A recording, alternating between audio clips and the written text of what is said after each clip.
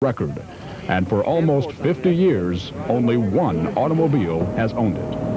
The famous Mormon Meteor 3, a monster streamliner powered by an aircraft engine displacing more than 1,500 cubic inches. Since July 1940, the FIA has listed the 24-hour world endurance record at 161.180 miles per hour. Many have tried to beat it, and many have failed. It's the Mount Everest of motordom, the ultimate test, and it has become the Corvette's primary target.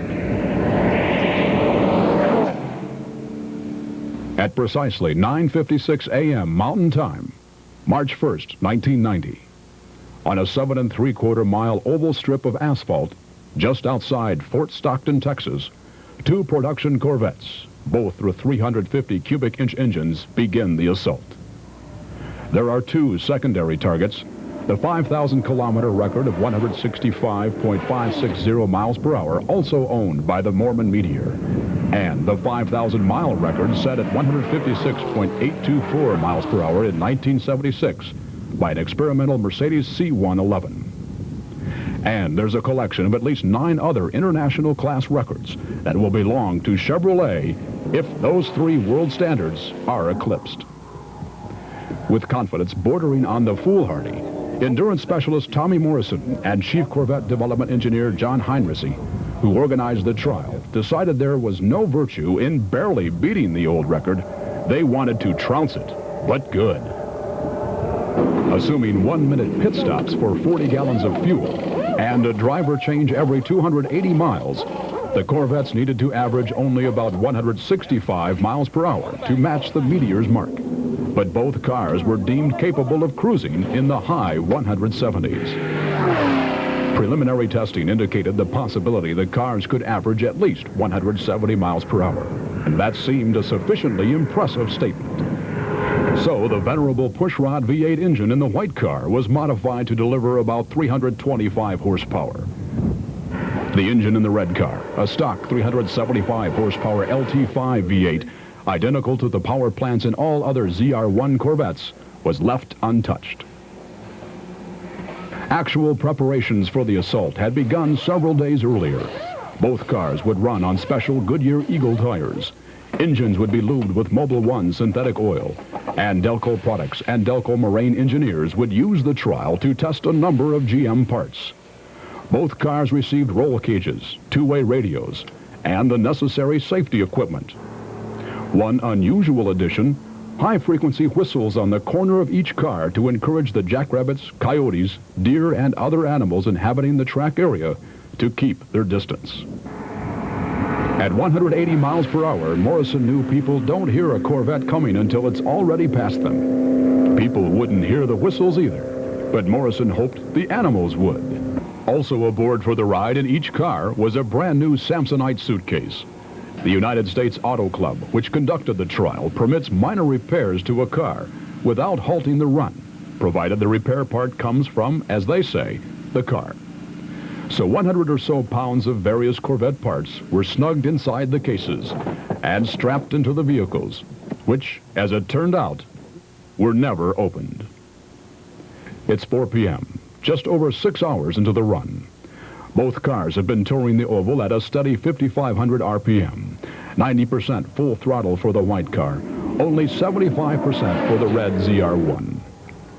They have already established records in 8 international endurance categories.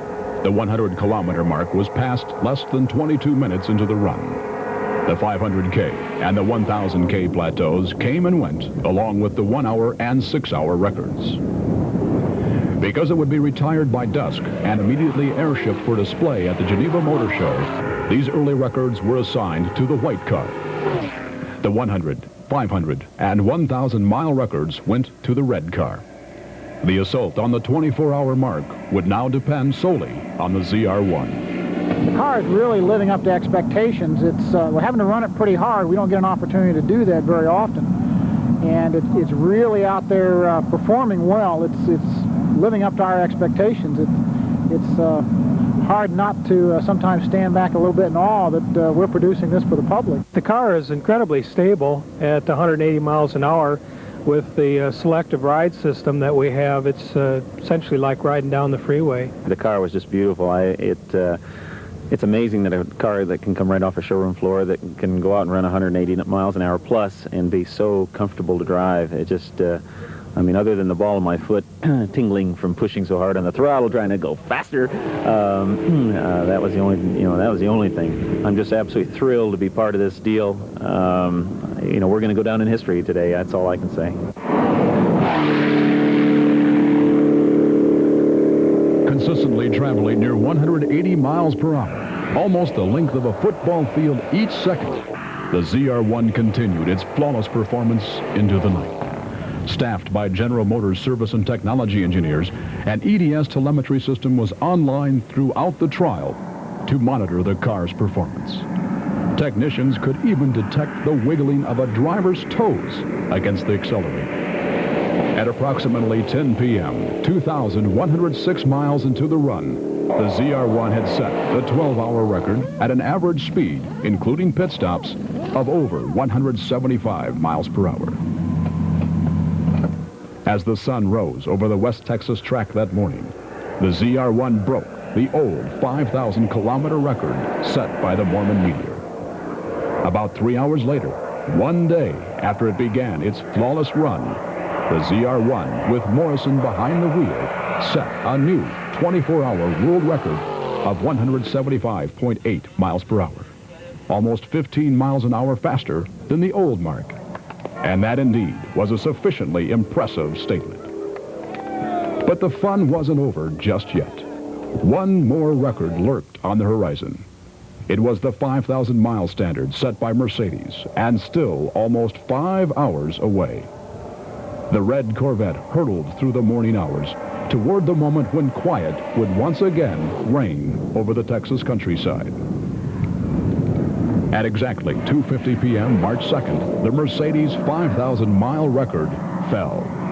The new mark of 173.791 miles per hour was almost 17 miles per hour better than the Mercedes' old mark. 1988 Corvette Challenge Series champion Stu Hainer was driving. And so, amidst little fanfare, at a barren West Texas track, this determined Corvette team celebrated its accomplishments. Automotive history had been made. The feat was truly awesome to contemplate. It was like running 10 Indy 500s back-to-back, twice the distance of this year's 24-hour race at Le Mans, farther than the distance between Detroit and Los Angeles, and back again. And not in an experimental Mercedes or a monster-motored race car, but in a production Chevrolet Corvette.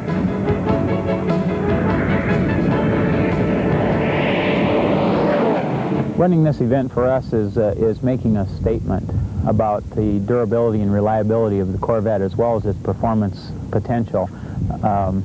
We feel like we have something to tell the world about what this car is really all about and how it stacks up against other cars in the world for endurance, for performance, and that kind of thing. And we feel that by doing this, we're making a heck of a statement and showing how proud we are of what General Motors and CPC has accomplished in producing a car like the ZR1 and the L98 Corvettes. We feel that we can stack these cars up against anything in the world and, in fact, beat anything in the world. And so we feel very proud of that. One thing about it, it couldn't have been done if it hadn't been a Chevrolet. That's for sure.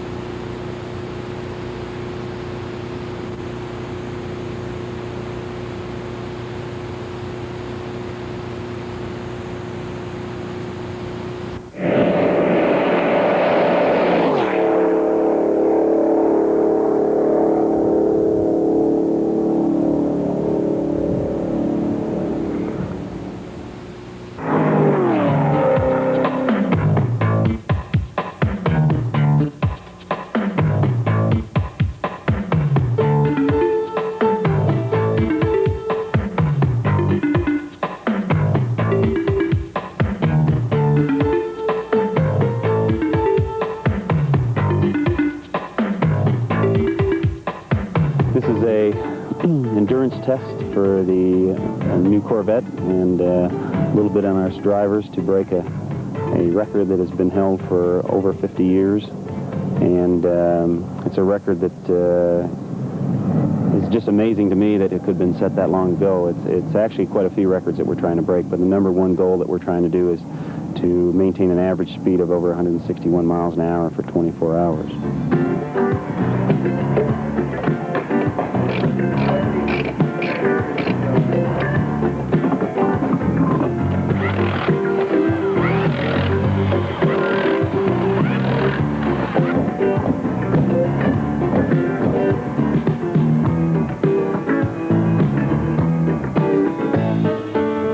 LT5 is a completely stock engine, exactly the way you would purchase it in the car. The L98 has been balanced and blueprinted and spec'd out for increased horsepower.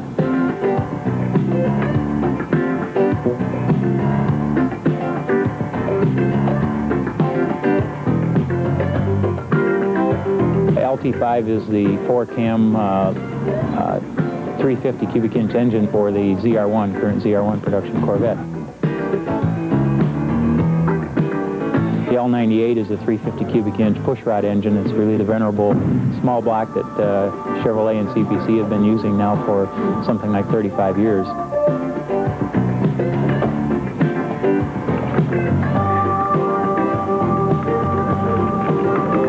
The telemetry that's used on this car is radio communications from one computer system to another. It allows us to monitor the car throughout the event.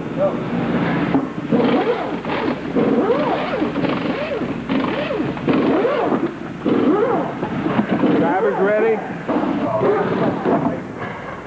Within the rules, the spare parts will have to be in the cars, so we're limited on spare parts.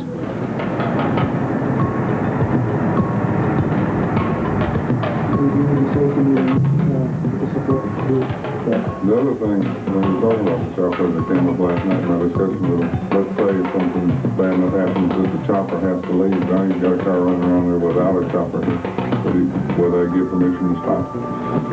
We got a tough job. But we got one of the best cars in the world to do it with.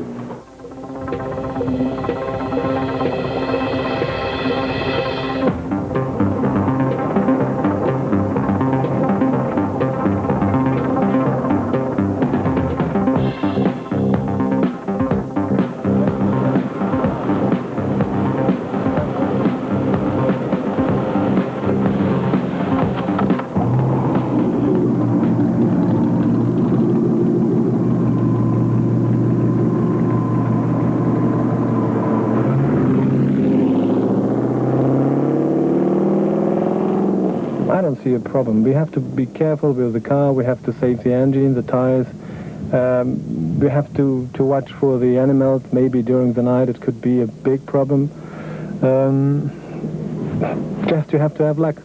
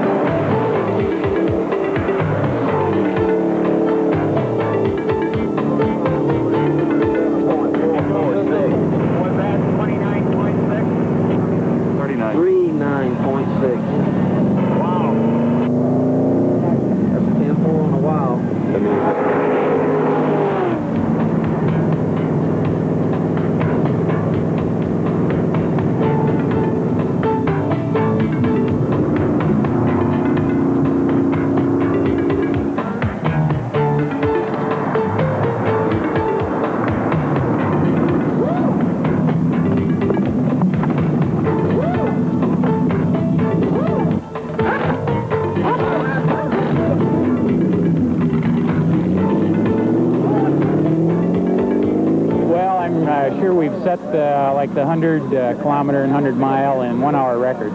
you know, those should have been set already in this first run.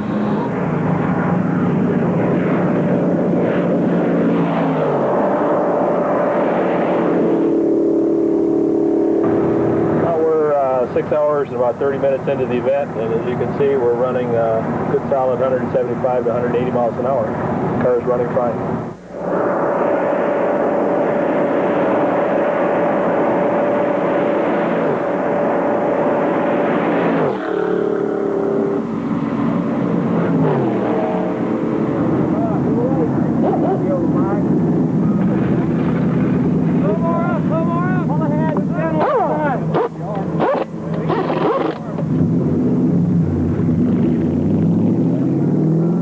I think we're doing really well. It's car's just running absolutely perfect. It hasn't skipped a lick.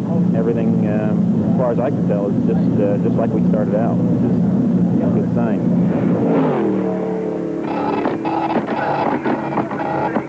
310 laps. The average is 175.754.